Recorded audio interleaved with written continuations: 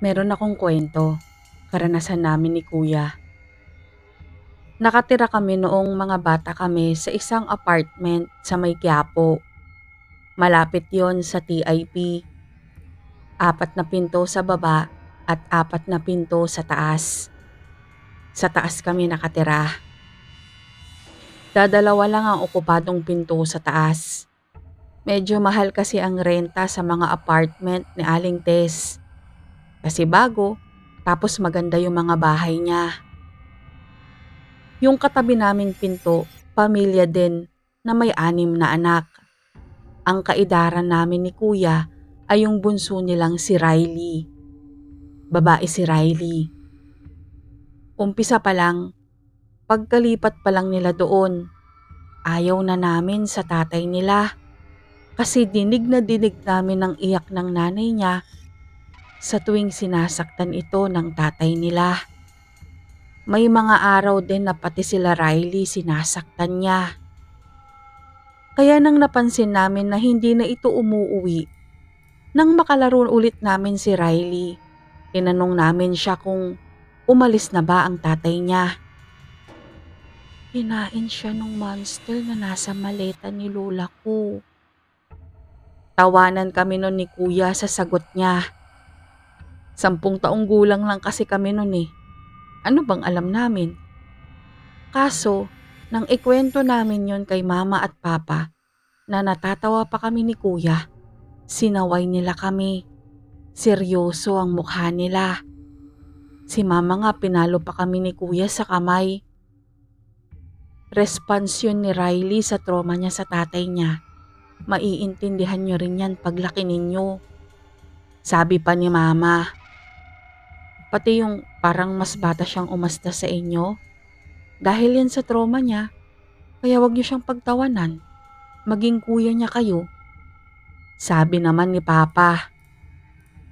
Totoo ang sinabi nila mama at papa. Sa paglaki namin, naintindihan na namin bakit ganun si Riley at ang mga ate at kuya niya. Yung halos ayaw makipaglaro, yung pag may sumigaw lang kasi na-excite kahit hindi naman galit. Bigla-bigla na lang silang mamamaluktot into fetal position. Pag bigla mo lang inangat ang kamay mo at katabi mo sila, bigla na lang silang iiyak at magsasabing, "Tama na po."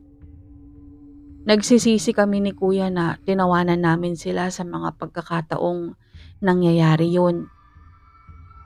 Ang hindi pa rin namin mapaliwanag kahit may uban na kami ni kuya ngayon ay ang halimaw sa loob ng dilaw na maleta ng lola nila. Kinukulit namin nun si Riley kasi mga 3 linggo nang hindi namin nakikita nga ang tatay nila. 3 linggo nang hindi namin sila naririnig na umiiyak o nagmamakaawa na tama na. Naririnig pa rin namin sila pero yung tawanan at biruan na nila. Kinain na nga siya nung monster sa maleta ni Lola. Pero secret lang natin ha. Sagot na naman ni Riley. Yung lola na tinutukoy niya, nanay yun ng tatay niya. Kilala din namin yun kahit hindi siya sa kanila nakatira kasi madalas ito kung bumisita. Pag bumibisita yung matanda, kakatok siya sa pinto ng apartment namin para magbigay ng isang buong cake o isang box ng brownies o cupcakes. Binibigay niya pag alam niyang nasa bahay na si mama at papa. Looking back, akala namin ni kuya para sa amin yung mga yon.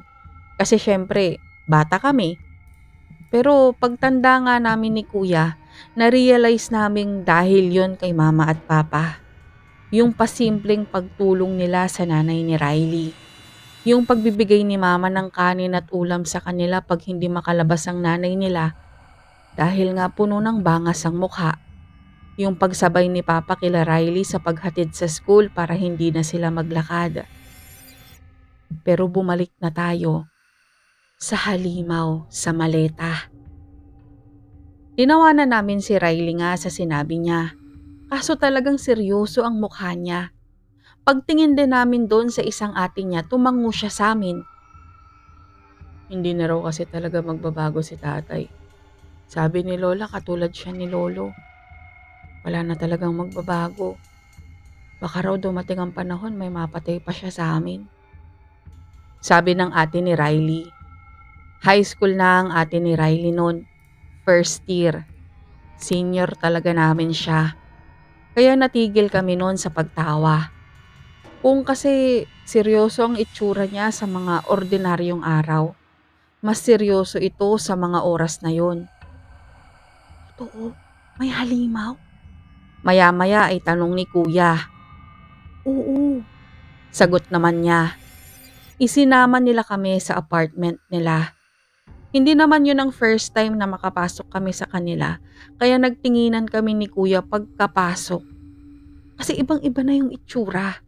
I mean, pareho pa rin, pero sa mga oras na yun, ang linis at ang ayos. Si Riley nakita niya malamang yung pagmumukha namin ni Kuya. Kaya sabi niya, kasi nga wala na si tatay. Si tatay lang naman yung nagkakalat eh. Nagtinginan kami ni Kuya pero hindi kami umimik. Diretso kami sa kwarto sa tabi ng kusina. Pagpasok namin, naupo kami sa kama. At yung ate naman ni Riley, may hinila sa ilalim ng kama. Kulay dilaw na maleta. Yung dilaw na dilaw. Ang tingkad ng kulay. Walang sali-salita. Binuksan niya yung zipper. Pagbuklat niya nung maleta, nagtinginan na naman kami ni Kuya. Yung loob kasi, ang dilim. Tapos may hagdan. Hagdan pababa. Pero ang nakikita lang sa hagdan, nasa 3 baitang. The rest, parang nilamon na ng dilim. Tapos, biglang may flashlight. Hawak ng ate ni Riley. Ang haba nung hagdan, nakita na namin. Tapos, napayakap ako kay Kuya nang makita yung nasa pinakaibaba. May nakatingala doon na nilalang na bilog. Kulay brown. Mabalahibo. Sing mata siya ng aso. Pero yung bibig niya, ang laki at hindi nakatikom kasi ang lalaki ng mga ipin. Hindi ko man mahawakan at ayoko talagang hawakan. Alam ko agad na matalas. Sa paanan ng nilalang na yun, may pugot na ulo. Ulo ng tatay ni Riley. Nakamulat pa ang mga mata. Nakanganga. Si tatay ang anak ni Lola pero sabi ni Lola, mahal niya rin si nanay bilang anak niya. Alam niya ang hirap na dinaranas ni nanay sa kamay ni tatay. Kaya hindi siya nangimi na gawin sa kanya yung ginawa niya kay Lolo. Huwag niyo kaming isusumbong ha. Mahinang sabi ng ate ni Riley. Naiiyak. Sabay kaming tumango ni Kuya. Mula nun, mas naging close na namin ng ate ni Riley. Si Rika. Kahit nang umalis na kami sa apartment ni Aling Tess dahil na-petition na kami ng lolo namin sa Australia. Nagsusulatan ng email kami. At nang mauso ang Facebook, sa Messenger na. Pagka-migrate namin sa Australia, nagkaroon pa kami ng isang kapatid at babae ito. Pinoy ang naging asawa niya at lagi silang nagbabakasyon sa Pinas. Hindi namin alam ni Kuya kahit nila mama na masama ang ugali ng bayaw namin. Napauwi na lang kami sa Pilipinas biglaan nang mawala siya. Yung bayaw namin ni Kuya at si Bunso ay hindi malaman ang gagawin. Doon na rin namin nalaman na minamani Pacquiao siya lagi ng tarantadong asawa niya. Nang mawala kasi ang asawa niya, naka-check-in sila sa isang resort at ang manager doon, si Rika. Dinala nila si Bunso sa ospital dahil bugbog sarado nga ang kapatid namin at natatakot sila na may internal bleeding lalo nang maawat nila ang tarantado niyang asawa, wala nang malay si Bunso. Kinabukasan din nakalabas si Bunso sa ospital. Hindi sinabi sa amin ni Rika ang nangyari dahil may kasunduan sila na si Bunso ang magsasabi sa amin pag uwi niya. Nakumbinsi na rin siyang sa wakas ay makipag-divorce nang malaman niya sa ospital na buntis siya. Ang kaso, ng tanghali na at wala pa ang asawa niya, nag-alala na siya. Pina-review niya na ang CCTV footage at nakita doon na umalis ang asawa niya pero hindi naman nakapustura. Hindi nga nito dala ang mga IDs niya. Basta sumakay lang ito sa nirent nilang kotse. Natagpuan yung kotse pero wala doon ang gago. Ang nandoon lang ay isang dilaw na maleta na nakalagay sa passenger seat. Ako ang may pinakaalam na hindi matutuloy ang pakikipaghiwalay ng bunso ninyong kapatid sa tarantado niyang asawa.